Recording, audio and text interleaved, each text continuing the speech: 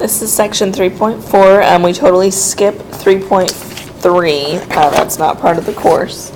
So on your formula booklet, everything that talks about grouped or weighted, all of this grouped information we don't cover.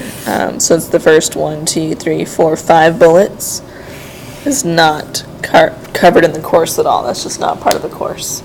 So we're jumping down here to these last 5 bullets. So section 3.4 is about measures of position and outliers, and that's going to carry us right into section 3.5 on box plots. So the first thing we're going to study is called a z-score. A z-score helps us determine how far an individual data point is from the mean. It standardizes the data so we can compare data sets from different scales. So if you have the SAT score versus the ACT score and you want to know which one you did relatively better on, we would use a z-score. If you were comparing miles per hour to kilometers per hour, you would use a z-score to see which car was faster. So anytime you have two different scales or units or different things that you're trying to compare, you use a z-score to standardize the comparison so that you can see which one did better. So the z-score formula is right below there. You'll see you have a population z-score and a sample z-score. The symbol is the same for population or sample, it's just the letter z. The calculation is the same, mu or x bar, depending on if you have a population or a sample, and then sigma or s, depending on if you have a population or a sample. It really doesn't matter for z-score, it's calculated all the same. A z-score is unitless, so it takes that scaling away. It has a mean of 0 and a standard deviation of 1. So it kind of centers everything in its mean of 0 and counts as a standard deviation of 1. So it's a really handy tool for comparison. So we're going to do 2 comparisons here. The first example is from your book. Determine whether the New York Yankees or Cincinnati Reds had a relatively better run-producing season. The Yankees scored 859 runs. They play in the American League, where the mean number of runs scored is that, and the standard deviation is that. So they play in their own league, and the Reds team plays in a different league. They scored that many runs, but that's their league's mean and their league's standard deviation. So we're trying to figure out what team did relatively better compared to their league. So we can use z-scores to help us answer the question whether the Yankees or the Reds had a relatively better run-producing season. So the Yankees scored 859, that is their individual score, minus the mean for their league. So a lot of students get the x and the mu mixed up. The x is the individual score. The mu is the mean for the population. Divided by the standard deviation, 93.5. So to do this calculation properly, you have to follow the order of operations. So you have to subtract first and then divide. In your calculator, if you just type in, I'm going to clear all that out. If you just type in 859 minus 721.2 divided by 93.5, the calculator is going to do the division first and then the subtraction, and you're not going to get the right answer. You have to use parentheses so that it knows to subtract first and then divide. So parentheses are very important. It makes a huge difference. So subtraction has to happen first and then division. So you got to put parentheses around that before it divides. So I got 1.47. I'm going to make that 38. So rounding that. And we're going to do the same thing for the other team. The Reds scored 790 runs. That's their individual score, minus the mean for their league.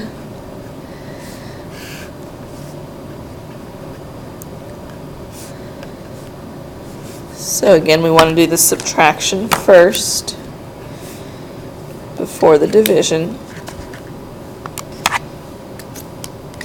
Your parentheses are above the 8 and the 9, so you want to put parentheses 790 minus 700.7, close the parentheses, divided by 58.4. Sorry about that glare, I can't do anything about it.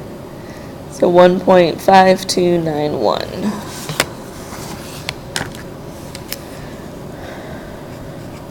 So what this means, let me get a separate sheet of paper so I can really draw this out for you. The way z-scores work is it's telling you where the value falls on the bell curve. So you really have to think about what the bell curve is representing. Remember, the average is in the middle, and the standard deviations go up and down. So z-scores are centered at 0 and count by ones. So 1, 2, 3. If you want to go one more, that'd be 4. -1, -2, -3, and if you want to go one more, -4. Cannot see what I'm doing. There we go. So again, z-scores are centered at 0, and they count by 1. They have a standard deviation of 1. So when we're talking about runs in baseball, or in general, any sort of points in sports, points are generally good. I know golf and some other ones are different, but generally speaking, in sports, the more you have, the better. So, more runs is better. So you kind of have to know, based on the situation, which is better. Is it better to have more or less? So less runs would be worse. Generally speaking, better is to the right and worse is to the left. There's a couple situations where lower is better. Like I said, for golf, for racing, things like that, lower is better. But usually, like test scores or salaries or anything like that, more is better. So you really have to think about what side of the curve represents the better side and what side represents the worst side. It just depends on the scenario that you're reading about. If you're not sure about a scenario, just let me know, and I can kind of help you understand it. I try to keep the examples clear so that everyone can understand, but I know there's some special cases that are kind of weird. So these two numbers, 1.4738 and 1.5291, tell us how far from the mean the two scores are. So the first one, 1.4738, here's 0, here's 1, here's 2. So somewhere in here is the 1.4738. That's the Yankees. The Reds scored a little bit better. They did a little bit more above their mean. Use the right colors here. So the 1.5291 is just a little bit higher. So they're saying that the Reds were a little bit more above average. The Yankees were not as above average. So because the Reds' z-score was a little bit higher up the curve and more runs equals better, the Reds did relatively better. So the Reds were better. So I don't want to say the bigger z-score is always better, but generally speaking, if we're talking about positive numbers, the bigger number is better. If we're talking about negative numbers, everything's kind of reversed. So your textbook kind of talks about this. It says in example 1, which is the one we just did, the team with the higher z-score was said to have a relatively better run-producing season. With negative z-scores, we need to be careful when deciding the better outcome. So like I said, usually to the right is better, to the left is worse, but we have to make sure it fits the scenario. So for example, suppose Bob and Mary run a marathon. Now when we talk about racing, any sort of racing, running, driving, whatever kind of race, when we're talking about racing, we know that lower which is faster, is better. So we're talking about racing, we're talking about golf, lower is better. So you have to kind of think about which side's better. In racing, the better is down the curve and the worse is up the curve. So we're running a marathon, the first place finisher is going to be on the bottom of the curve because they finished faster than the average. So we're trying to compare Bob and Mary.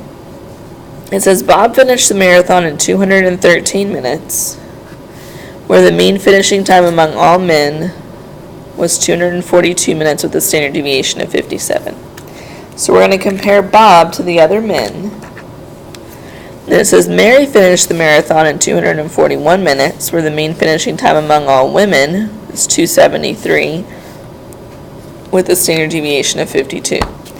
So we want to know who did better in the race, but this time better is on the lower side of the curve because we're talking about racing. So Bob's z-score would be 213 minus 242 over 57. Mary's z-score would be 241 minus 273 over 52. So remember to do the subtraction first and then the division. Let's go ahead and crunch those two numbers.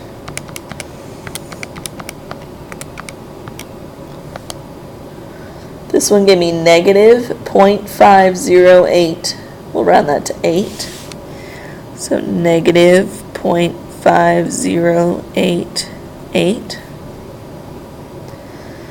And then Mary's 241 minus 273 divided by 52. Mary's is negative 0.6154. So if we think about the curve, here's 0 in the middle.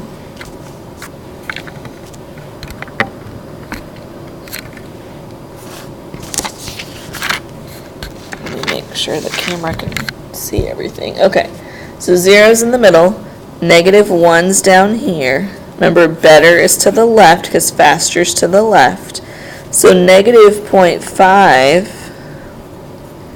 which is Bob's score, is not as far away from the mean as Mary's score, which is the negative 0.6. So Mary was a little bit further away from her mean. So you kind of have to look at who is more extreme when we're comparing the two against their mean. And Mary's a little bit faster relative to her average than Bob was. So in this case, Mary did better because she has more standard deviations below the mean. So again, z-scores help us compare. It's a pretty easy calculation, but you want to make sure you understand which side of the curve is better or worse to make the decision of who did better. Alright, so we can use z-scores. Sorry about this camera, it keeps moving around on me. We can use z-scores to compare. We can also use z-scores to do what I call working backwards. So when we're working backwards, we need to know the z-score formula, x minus mu over sigma. It says a highly selective boarding school will only admit students who place at least 1.5 standard deviations above the mean on a standardized test that has a mean of 200 and a standard deviation of 26. What is the minimum score a student must make to get accepted into the school? So we know our z-score formula. They've given us z 1.5. They want to know x. We know the mean is 200. And we know the standard deviation is 26. And our job is to solve for x. Now you can use algebra if you know your algebra, and you can solve for x. The textbook has kind of helped you out in solving the algebra. I don't know if it's here. Oh, it's in chapter 7. We won't worry about that then. We'll just use the z-score formula that the chart gives us. So the chart gives us our z-score formula. And I'm just going to have you do the algebra. This is pretty easy algebra. In order to solve for x, get that camera situated, there we go. In order to solve for x, you're going to multiply both sides by the denominator, 26. So that's to get rid of that 26. So we're going to do 26 times 1.5. So multiply that out. 26 times 1.5 is 39. Equals x minus 200. And then we're going to add 200 to both sides. And you should get x equals 239. So again, multiply both sides by the standard deviation. That's the denominator. And then add the mean to both after you've done that to get you your target value. So what that's telling us is that if we plugged in 239 for x minus 200 and divided by the standard deviation of 26, that would be 1.5. So any student that scores 239 or better will get accepted into the school. So it's just a quick example of using the z-score formula to work backwards. All right, let's keep going. Percentiles are something you might have heard of before. Percentile rank in particular. If you have a child and you take them to the doctor, you're always worried about what percentile their height and their weight is in the proper percentile. So percentiles are pretty common. We're going to kind of talk about how they work. The median of the data set, remember that's the middle, is considered to be at the 50th percentile. That means that 50% of the data are below the median and 50% of the data are above the median. So exactly in the middle at 50%. So a percentile is a measure of the percent of the data that are below that percentage. Is specifically defined as below that percentage. So if you are at the 90th percentile, you are taller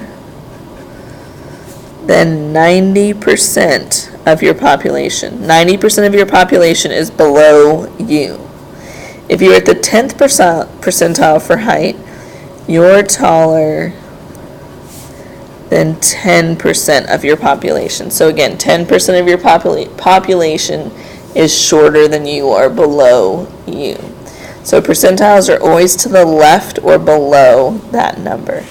So we can use the empirical rule along with percentiles, using the same example we used earlier.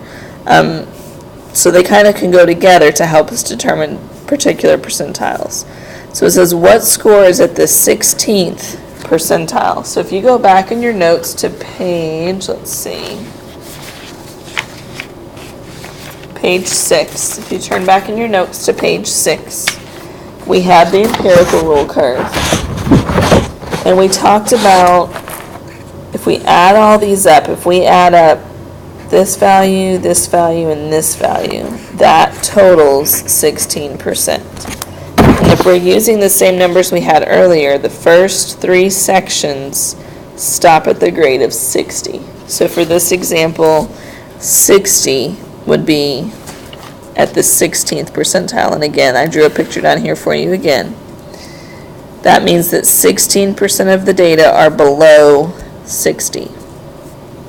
What scores at the 50th percentile? That's always the middle, 70. And then what scores at the 97.5th percentile?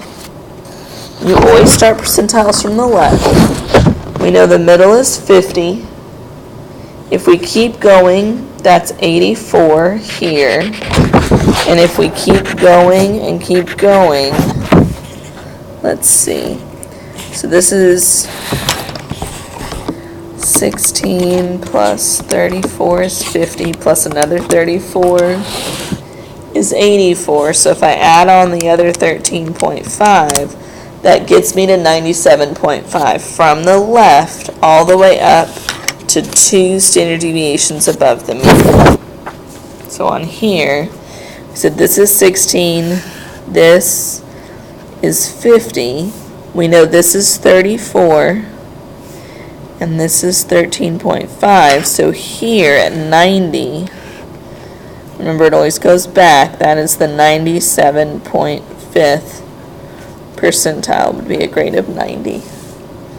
So the most important thing to remember about percentiles is they always go to the left. You always start from the left when you're counting with percentiles. 0% is at the bottom and 100% is at the top, regardless of what these numbers are. The first percentile is down here, the 99th percentile is at the top. Along with percentiles, we can have quartiles. So same idea with percentages. The data can be divided into 4 quarters. The quartiles is how they say it. 4 quartiles. The lowest 25% from 0 to the 25th percentile is called Q1. The lower 25 to 50% is called Q2. Q2 stops at the median. It cuts off at the median. The upper 50 to 75% from the 50th to 75th percentile is called Q3. And the highest 25% from the 75th to the 100th percentile is called Q4, but we call that the maximum value in the data.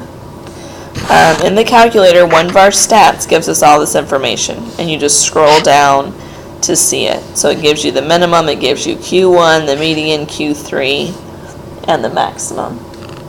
So we're going to use all this information as we get into section 3.5. I'm going to stop there for this video.